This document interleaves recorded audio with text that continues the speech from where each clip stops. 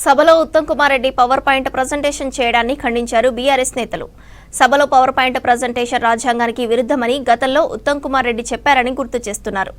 Congress power point presentation కు అనుమతి ఇచ్చి బీఆర్ఎస్ పార్టీకి ఇవ్వకపోవడం సరికాదన్నారు.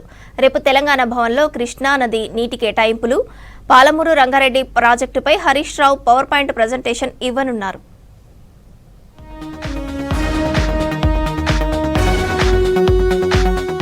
కాంగ్రెస్ అధికారంలోకి వచ్చాక రాజ్యాంగానికి తూట్లు పొడవడం కనిపిస్తుందన్నారు మాజీ మంత్రి హరీష్ రావు.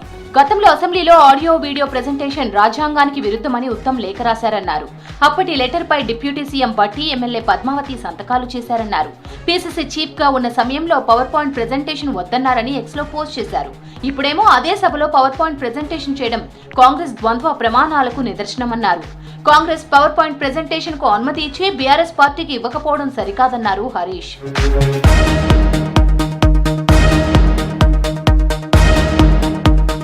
ప్రశ్నోత్తరాలలో సీఎం గంటన్నర సేపు మాట్లాడడం శాసనసభ చరిత్రలో లేదని అన్నారు మాజీ మంత్రి ప్రశాంత్ రెడ్డి. అసెంబ్లీని గాంధీ భవన్ లా వాడుతున్నారని ఆరోపించారు. ముఖ్యమంత్రి భజన చేసేందుకు తాము అసెంబ్లీకి రావాలా అని ప్రశ్నించిన ప్రశాంత్ రెడ్డి అందుకే అసెంబ్లీని బైకాట్ చేశామన్నారు. ప్రజా సమస్యలను ప్రస్తావించడానికి అవకాశం లేదు. మాకు ప్రభుత్వం, ముఖ్యమంత్రి తప్పులు చేస్తుంటే ఆ తప్పులను ఎత్తి చూపడానికి మాకు అవకాశం ఇస్తలేరు, మైక్ ఇస్తలేరు.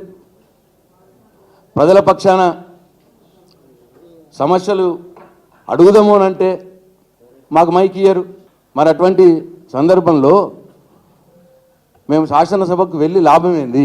ముఖ్యమంత్రి వారి మాటలు శాసనసభలో ఏవైతే మాట్లాడుతున్నాడో దాని వైఖరికి నిరసనగా, స్పీకర్ గారి పక్షపాత వైఖరికి నిరసనగా మేము నిన్న శాసనసభని ఈ సెషన్స్కు బైకాట్ చేయడం జరిగింది అని చెప్పి తెలంగాణ సమాజానికి మేము వినమ్రంగా మనవి చేసుకుంటా ఉన్నాం. సికింద్రాబాద్ కార్పొరేషన్ కావాల్సిందేనన్నారు మాజీ మంత్రి తలసాని శ్రీనివాస్ యాదవ్. సికింద్రాబాద్ పేరు తొలగిస్తామంటే ఊరుకునేది లేదన్నారు. ఈ నెల 17న సికింద్రాబాద్ రైల్వే స్టేషన్ గాంధీ విగ్రహం దగ్గర ర్యాలీ నిర్వహిస్తామన్నారు. సీఎం రేవంత్ కు దమ్ముంటే హైదరాబాద్ పేరును మార్చుతామని చెప్పాలన్నారు.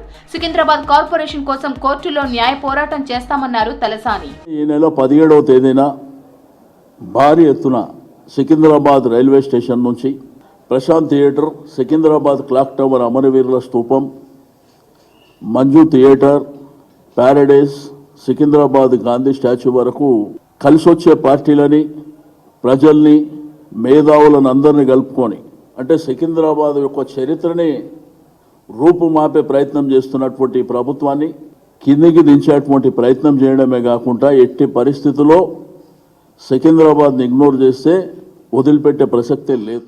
రేపు తెలంగాణ భవన్లో కృష్ణానది నీటి కేటాయింపులు, పాలమూరు రంగారెడ్డి ప్రాజెక్టుపై Harish Rao power point presentation ఇస్తారని తెలిపారు.